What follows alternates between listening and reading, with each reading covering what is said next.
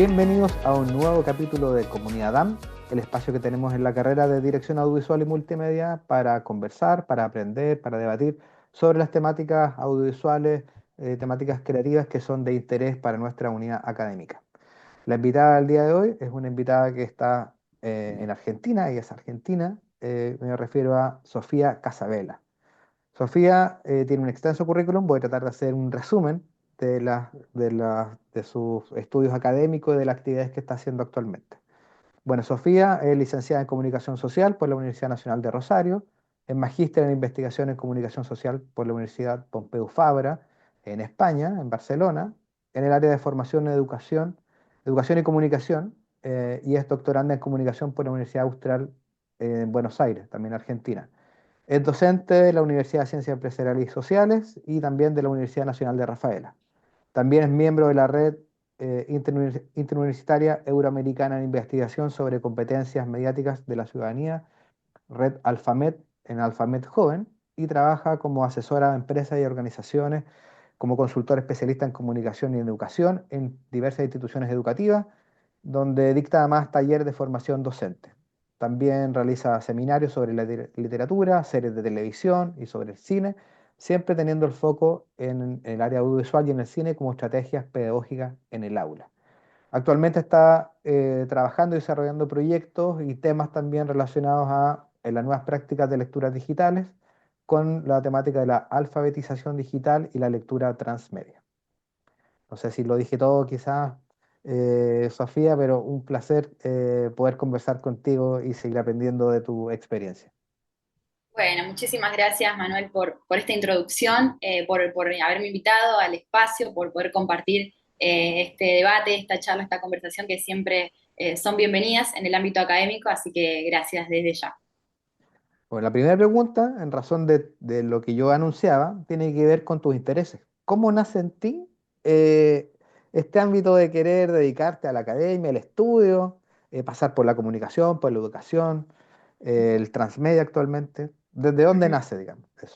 Bien, bueno, yo siempre me considero una persona muy curiosa por naturaleza toda la vida y me parece que la investigación es el espacio donde hoy podemos explorar todo eso, ¿no? Eh, Me formé, como bien vos decías, en la Universidad Nacional de Rosario, ahí tuve mi título de grado de licenciada en Comunicación Social y después me fui a estudiar a la Universidad Pompeu Fabra, apenas me recibí para seguir formándome ya en el área de educación, ¿sí? De educación y de comunicación, justamente en lo que es educación mediática.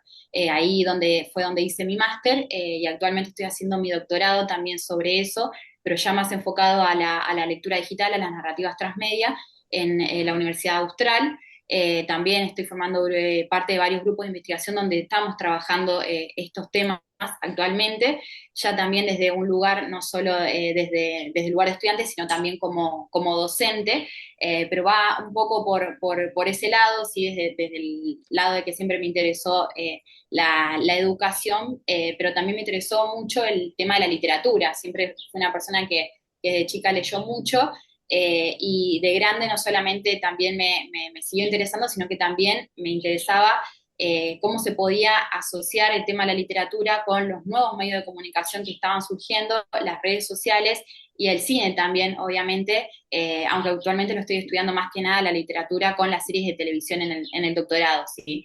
Justamente mi título de tesis se basa en eso, en las series como medio para enseñar literatura hoy en día.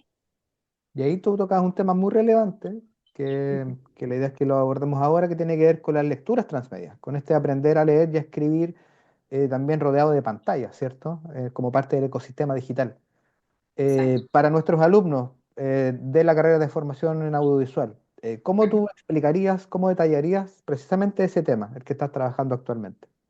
Bueno, primero hay que partir de una idea de que hoy ya no, leer no es lo que era, si hoy ya leemos de formas híbridas, en lo que se llama géneros híbridos, antes leíamos solamente en papel, hoy hay una lectura en pantalla, que también es una lectura hiperfragmentada, podríamos decir, sí, porque no es solamente que estamos leyendo, sino que hacemos varias cosas a la vez. podemos estar escuchando música, escuchando un podcast, viendo una serie justamente, o haciendo cualquier otra actividad digital, y esto cambia un poco por el tema de los formatos, y ya no solamente leer, no es leer, sino es multileer, podríamos decir, si hacemos muchas actividades a la vez. Y creo que un poco tu pregunta en relación a lo audiovisual va sobre esto, porque justamente voy acá a lo que tiene que ver con lo transmedia, más que nada, si lo transmedia tiene que ver con este relato que se cuenta en múltiples plataformas, ¿sí? Donde a la vez obviamente no es solamente en el libro, sino que también es llevado a la pantalla, llevado a la industria audiovisual. Entonces, podemos decir que partiendo de esta idea de que la lectura ya no es lo que era, hoy tenemos que aprender a leer en otros formatos también. ¿Sí? Leemos series de televisión, leemos cine, el término, ya el concepto de lectura fue cambiando con los años. Esto fue pasando no solo ahora, en este siglo, hace muchos siglos también antes, pero bueno, hoy con las redes sociales esto se magnifica más y podemos decir que hoy ya hay que aprender a utilizar los medios de comunicación y a leer de otra manera, ¿sí? Y bueno, esta teoría que comienza con Henry Jenkins, que luego Carlos Escolari también profundiza en ello, ¿cómo has logrado tú trabajarlo en el aula, en clases, con niños, con adolescentes y además con series de televisión? ¿Hay alguna que estés desarrollando, alguna serie en particular de pronto que sea clave para este trabajo en las salas de clase? Bien, bueno, nosotros lo que hacemos siempre en la universidad es tratar de dividirlo por módulos, pero siempre, más que nada, lo trabajamos en un marco pedagógico para estudiar las series. Creemos, digamos, en el grupo de investigación que todas las series se pueden analizar desde la literatura y que son importantes también para entender esta idea. Yo siempre se los planteo a los alumnos de qué vino primero, si la serie o el libro, ¿no? El huevo o la gallina, bueno, ¿qué vino primero, la serie o el libro? Porque muchos por ahí dicen bueno, es Harry Potter por las películas, pero no, bueno, hay libros también, ¿sí? Y así con Game of Thrones y muchísimas otras series que podemos nombrar también, y películas, de hecho, ¿sí?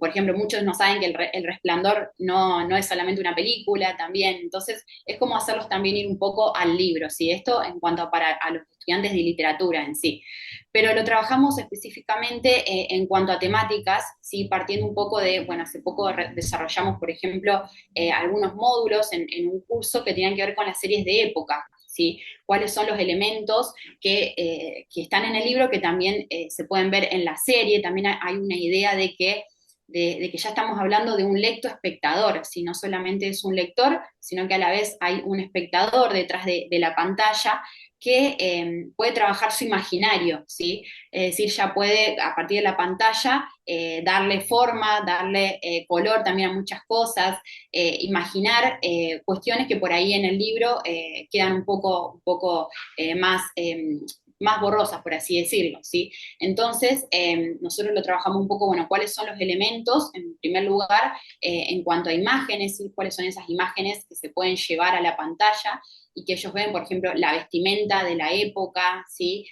Los paisajes también, esto, por ejemplo, de que había dragones y que hoy en día no está, cuáles son los elementos de la ficción que hoy en día no existen, ver si es ficción o no es ficción. Después, por otro lado, también la cuestión de las temporalidades, ¿sí? En qué tiempo está planteada una serie, eso también es muy interesante para verlo, hablamos de series de épocas. Lo mismo, por ejemplo, hay una serie que se llama Outlander, donde también fuimos, que es un viajero del tiempo, donde también vamos viendo estas cuestiones. Generalmente las series que son de ciencia ficción son las que más les interesan porque se pueden ver todas estas cuestiones. Y también después hay una cuestión muy interesante que se haga respecto al tema del lenguaje, ¿sí? El lenguaje de la época.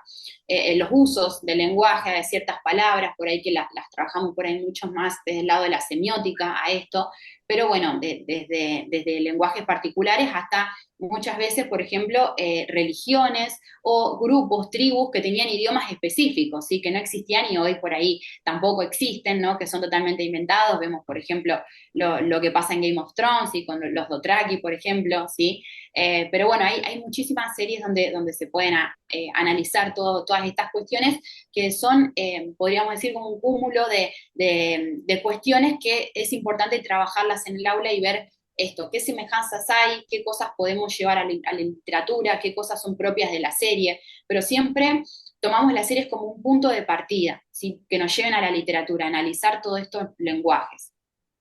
¿Y hay algo que hayas descubierto algo que de pronto no estaba en tu hipótesis o en tu ámbito de trabajo, algo que has descubierto quizás que las nuevas generaciones y manifestaron y a ti te llamaba la atención?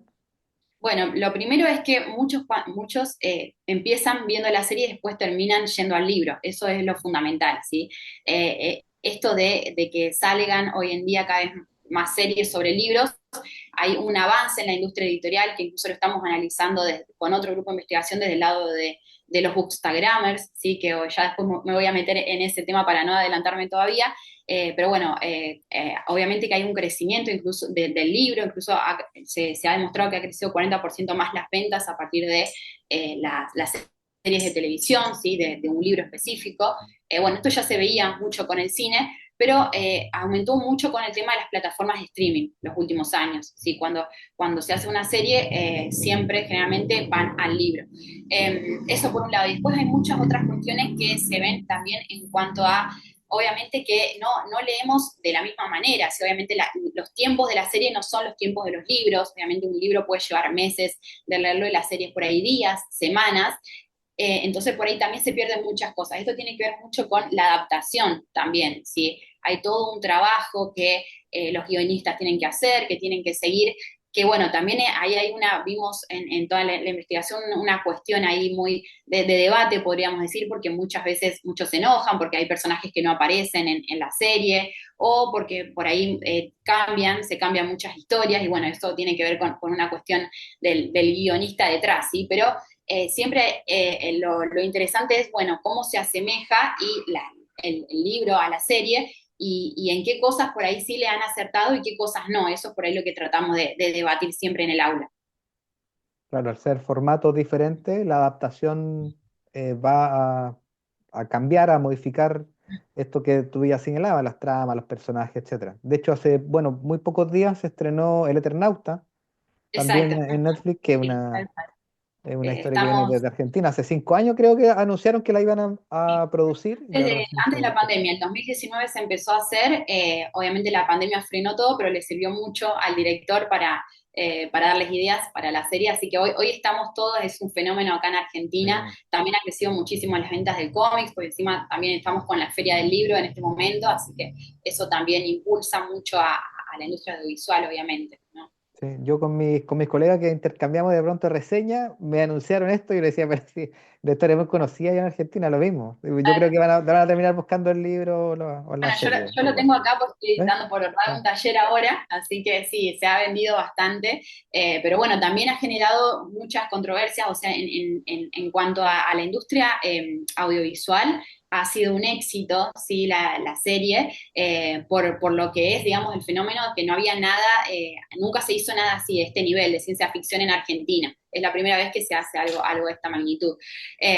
Pero también hay algunas fallas, me atrevo a decirlo, y acá corro un riesgo bastante grande para los fanáticos del Eternauta, pero hay muchas fallas en el guión, por ejemplo, que eso también es importante analizarlo, de por qué siempre es interesante volver al libro, qué cosas se pierden cuando se lleva a la pantalla, ¿sí? La pantalla puede servir para muchas cosas, para el imaginario, pero siempre hay detalles que es interesante volver al libro para eso. sí, claro, sin duda. Bueno, después hablaremos en otro capítulo Sí, hablaremos de eso. exacto, Eh, tal cual. Sofía, te quería llevar a otro lado, a otro ámbito, que tiene que ver con tus estudios. Eh, Ujú, Hemos conversado con otros invitados en el capítulo anterior respecto a, de pronto, la opción de los estudios doctorales o estudios de magíster y también de emigrar del propio país. ujú. Entonces, te quería llevar a eso, a cómo fue tus estudios en la reconocida y muy importante además Universidad Pompeu Fabra, y también tu participación en la red, en Alfabet Joven.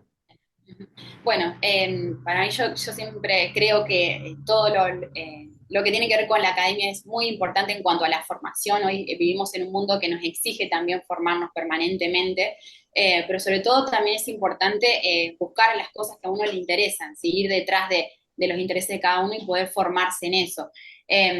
Cuando yo me fui a la Universidad Pompeu Fabra, que me pude ir gracias a la UNR, me fui a estudiar un año, después se extendió un poco, así que tuve que quedarme unos meses más, pero ahí pude conocer al doctor Joan Ferrés, que fue mi tutor de tesis del máster, que me hizo entrar un poco en el mundo de la educación mediática, que era por ahí un tema que yo desconocía hasta ese entonces, porque venía desde las ciencias sociales, de la comunicación, y me fue llevando un poco para el lado de, bueno, poder investigar, digamos, qué estaba pasando hoy con la educación y sobre todo qué necesidades tenían los docentes para empezar a dar clases con las nuevas tecnologías. En ese entonces recién aparecía Instagram cuando yo me fui a estudiar, pero bueno, ya se veía como iba a ser una tecnología en auge muy importante.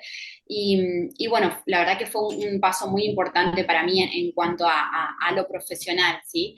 Y también, bueno, me llevó un poco también a poder llevar todo esto después a meterme en el mundo de la investigación y en la red Alfamed cuando volví a Argentina a estudiar en el doctorado en la Austral, que bueno, para los que no saben, la red es una red iberoamericana de competencias mediáticas en alfabetización, donde trabajamos estos temas, trabajamos sobre todo el pensamiento crítico, cómo trabajarlo en los estudiantes, la actitud crítica, la actitud reflexiva que tienen que tener ante los contenidos que se dan en clase, todo lo que está pasando hoy con la inteligencia artificial generativa también, tratamos de pensarlo en distintos ámbitos de estudio. Para eso, en Alfamed Joven lo que hacemos es trabajar en distintas líneas temáticas, donde, bueno, actualmente hoy estamos haciendo una serie de webinars, ¿sí? Para esto, pero a la vez también lo más importante es siempre generar debates, ¿sí? Sobre los temas que les interesan a cada uno y bueno, la mayoría somos docentes por ahí, entonces ver, bueno, las experiencias en el aula, cómo llevamos estos debates al aula, pero sobre todo siempre tratar de que la alfabetización mediática sea el eje, ¿sí? El eje fundamental de nuestras discusiones y esta capacidad que tienen que tener los estudiantes, los individuos, para interpretar y analizar desde una reflexión crítica los mensajes audiovisuales y los mensajes de los medios de comunicación. Esto es la definición, sería de alfabetización mediática, ¿no? Bueno, actualmente yo lo que estoy trabajando es sobre los bookstagrammers como medio para comunicar literatura, que bueno, va un poco de la mano con algunas cuestiones de la tesis, pero bueno, sobre eso también estamos escribiendo algunas cosas con algunos otros autores también de acá de Argentina actualmente. Pero bueno, fundamentalmente lo que nos interesa en cuanto a la alfabetización mediática es cuáles son las herramientas que se están dando hoy a las personas que comunican literatura en Instagram. No solamente cuáles son las herramientas, sino cómo están formados, desde qué áreas vienen, qué estudiaron, qué carreras estudiaron, qué carreras les interesa estudiar a futuro.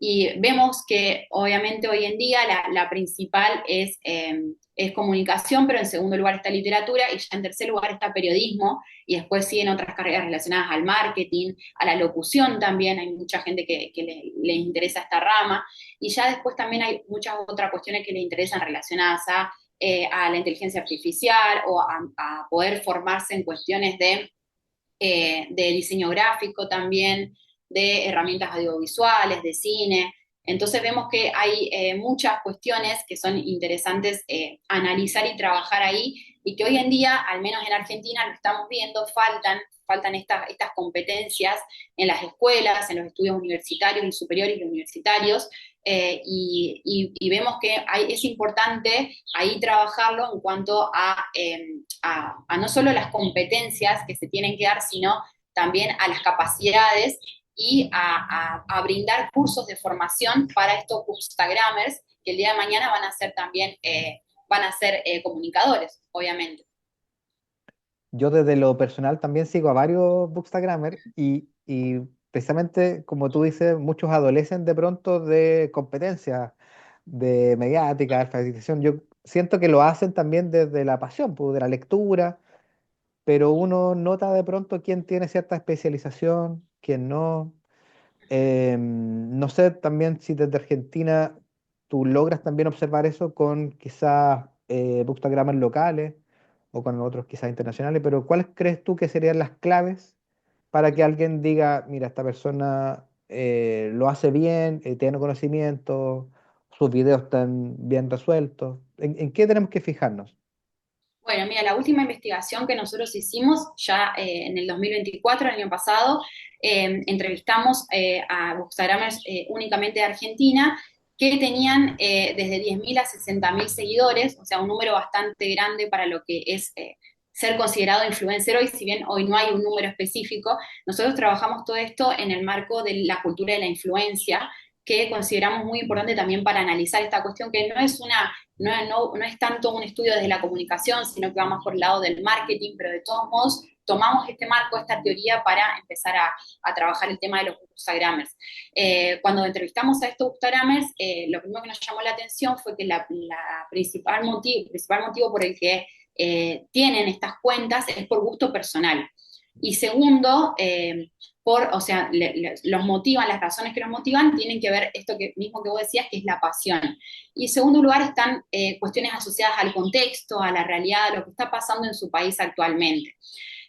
Obviamente estamos viendo de ampliar porque el trabajo, porque la verdad que se nos abrieron muchas otras líneas de investigación, pero lo que nos llamó la atención fue principalmente la noción que ellos tienen de comunicación y cómo lo importante que es para ellos comunicar de una manera eficaz, ¿sí? Transmitir un mensaje que pueda llegar a la gente y que tengan sobre todo una estrategia bien formada a la hora de comunicar, ¿sí? Muchos nos dicen que planean sus contenidos, que llevan un calendario, que son bastante organizados, que publican de 2 a 3 veces por semana algún posteo y que publican historias todos los días. Eso también, o sea, aprovechan mucho las herramientas de la red para publicar y que eso también le genera una cierta eficiencia y un cierto compromiso también, ¿no? Con su audiencia, que eso es algo también que pudimos notar mucho, que conocen a su audiencia, conocen lo que quieren.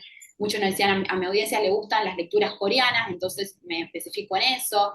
Muchos decían, a mi audiencia le gusta más todo lo que es ciencia ficción, lo que es literatura juvenil, entonces leo más sobre eso. Es decir, hay toda una preparación detrás, ¿sí? Que es importante a la hora de publicar. Si no es que publican por publicar, sino que hay todo un trabajo detrás. Después hay cuestiones también que están relacionadas ya más a lo que es propio de esta cultura de la influencia, que puede ser propio también de cualquier Instagramer, cualquier influencer, que tienen que ver con la cuestión de la confianza y de la credibilidad.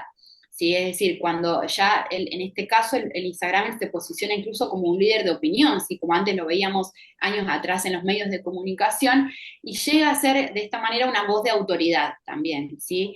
Lo que dice el Instagramer es como tiene que ser, ¿sí? O es algo cierto, ya hay un criterio de certeza que proporciona el Instagramer que hace también, que genera ese vínculo con con el usuario, sí, con el lector usuario, podríamos decir.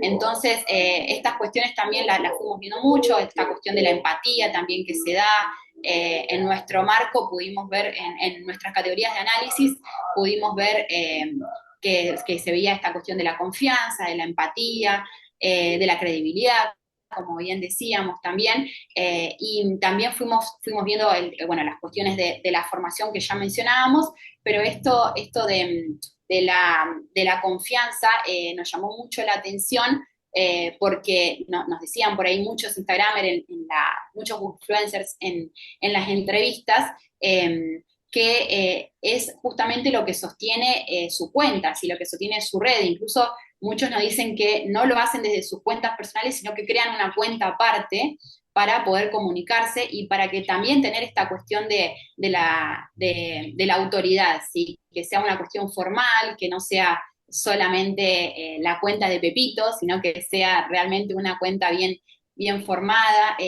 donde obviamente sigan a otras cuentas, hay una gran comunidad de Instagramers que se siguen entre ellos, que comparten reseñas, que se recomiendan también. El tema de las recomendaciones es también clave, ¿sí? En ellos.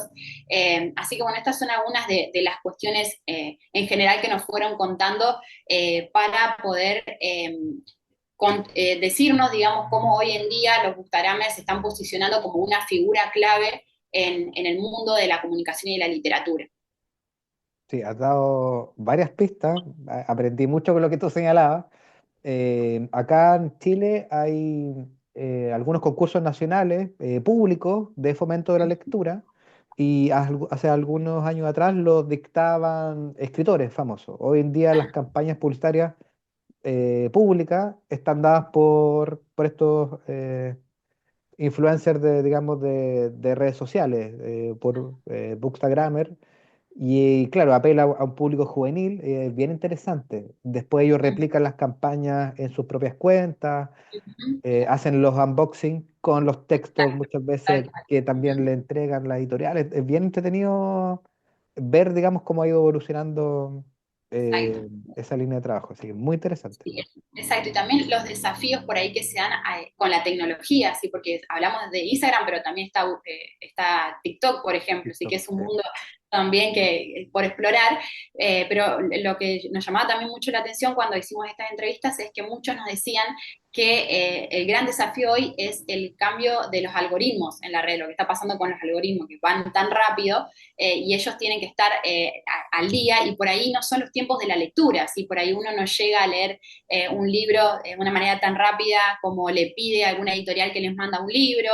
Entonces, bueno, ¿cómo hacen para leer? ¿Sí? Entonces, para eso recurren a audiolibros recurren a algunos amigos que ya lo leyeron y que les comenten cómo más o menos es el libro. Entonces, acá también algo muy interesante que tiene que ver con los tiempos de la lectura y que me parece que también está pasando hoy en día con lo que llamamos la economía de la atención, ¿sí?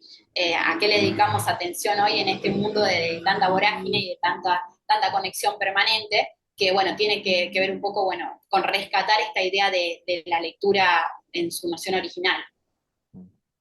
Sí, muy, muy interesante. Y da, claro, dar la clave después con esto de la lectura. Sí, no, es muy, muy interesante. Bueno, Sofía, como tú bien sabes, en la audiovisual los tiempos también son Tal, tal acotados cual. y precisos. Así que yo te quiero agradecer el tiempo, la disposición de conectarte, de poder conversar con nosotros. No sé si para terminar, nosotros siempre le pedimos a nuestros invitados algún mensaje, algún consejo para quienes se están formando en el área audiovisual. Ujú. Bien, bueno, es difícil por ahí dar un consejo solo, me parece que estaba bueno por ahí pensar esto en la formación constante, ¿sí? Continua, en cuanto, por ejemplo, a lo que es la tecnología también y la comunicación, me parece clave también pensar siempre en términos de mensajes y el mensaje que se quiere llevar detrás de cualquier producto audiovisual que se quiera realizar, me parece fundamental para esto. Pero bueno, más que nada eso, siempre ir detrás de las pasiones, ir detrás de a lo que a uno le gusta, le interesa, no abandonar los sueños, también eso es muy importante, y seguir siempre formándose, la formación continua creo que es clave. Así que yo te agradezco también, Manuel, por el tiempo, por haberme permitido compartir la experiencia, así que espero que pueda servir para muchos. Oh, muchas gracias, muchas gracias. Ojalá poder después hacer alguna otra actividad ya con nuestra carrera, participar de pronto en alguna otra charla, algún encuentro, ya también para que luego los estudiantes también puedan dialogar quizás directamente contigo. Así que muchas gracias nuevamente por conversar y por aprender junto a ti. Bueno, muchísimas gracias. Bueno, nosotros nos vemos en un siguiente capítulo de Comunidad DAM, el programa de la carrera de Dirección Audiovisual y Multimedia, que como ya decía, nos invita a aprender, a conversar, a debatir sobre las temáticas audiovisuales. Nos vemos en un siguiente capítulo. Que estén muy bien. Chao, chao.